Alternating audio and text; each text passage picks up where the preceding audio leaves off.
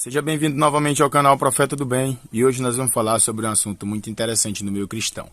Duas linhas de pensamentos opostas, calvinismo e arminianismo. Vamos entender melhor o que é isso. De forma resumida, podemos dizer que calvinismo e arminianismo são duas doutrinas da salvação, ou seja, são linhas de pensamentos que ajudam cristãos a entender o processo de como o homem é salvo por Cristo. Eles têm esses nomes em referência aos teólogos que defendiam as ideias. Enquanto o calvinismo se baseia nos ensinos de João Calvino, o arminianismo tem base nos pensamentos de Jacobus Arminius. As duas correntes são conhecidas por terem 5 pontos de crença cada. Na Holanda, os discípulos de Arminius criaram e defenderam os 5 pontos do arminianismo, frente ao conselho de igrejas do país, para que essa nova doutrina fosse analisada. Líderes e teólogos se reuniram em 154 sessões, conhecida como Sínodo de Dort. Ao final das análises, os líderes concluíram que os pensamentos de Arminio e seus seguidores eram heréticos, ou seja, não condiziam com a verdade bíblica. Por isso, eles formularam um documento de reafirmação do que acreditavam ser os 5 pontos do calvinismo. No que essas duas correntes diferem? Agora que você conhece um pouco do panorama histórico do calvinismo e arminianismo, que tal entender a fundo quais as grandes diferenças entre essas correntes teológicas?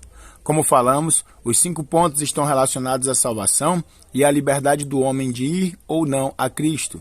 Entenda melhor observando as explicações de cada ponto abaixo. Vontade livre versus depravação total.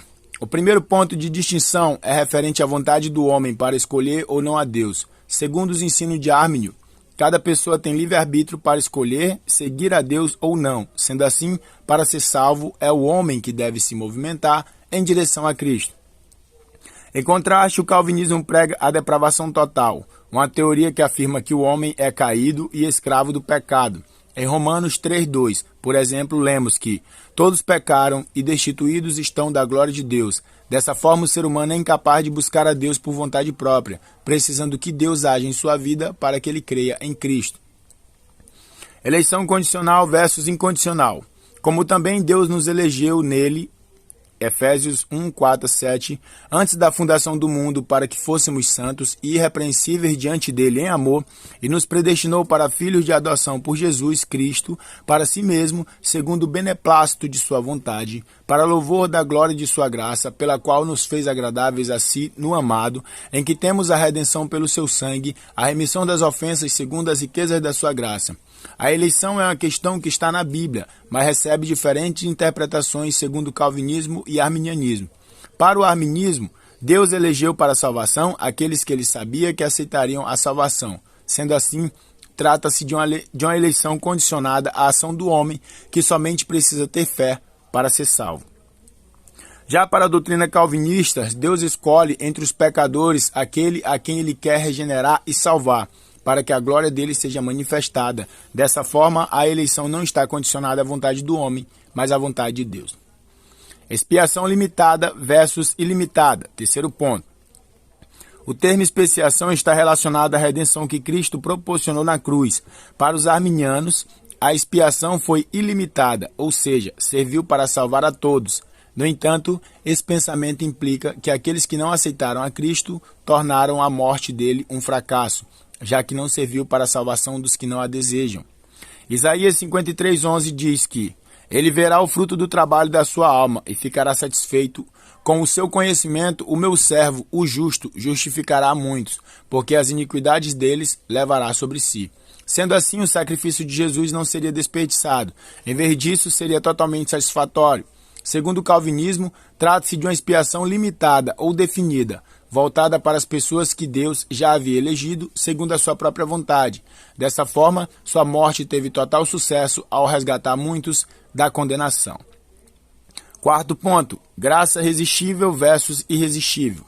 Efésios 2:8 afirma, porque pela graça sois salvos, por meio da fé, e isto não vem de nós, é dom de Deus. Sendo assim, a salvação pela graça é uma doutrina bíblica.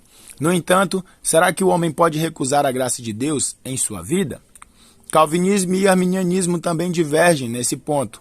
Para os arminianos, o ser humano pode resistir à ação do Espírito Santo em sua vida, ou seja, escolher não ser atraído por ela para a salvação em Cristo. Sendo assim, para ser salvo, primeiro o homem precisa escolher ir em direção a Deus e depois aceitá-lo. Entretanto, se o homem é caído em pecado, depravação total, como ele pode ir voluntariamente em direção a Deus? Para os calvinistas, primeiro Deus age nos eleitos, mudando sua orientação pecaminosa. Apenas assim o homem consegue ter fé e ser atraído de forma irresistível pela graça de Deus. Quinto ponto, queda da graça versus graça preservadora. Outro dos pontos em que o calvinismo e o arminianismo têm visões diferentes é em relação à possibilidade da perda de salvação. Para o arminianismo, o homem pode deixar de ser salvo, caso peque e não se arrependa e não persista nas boas obras.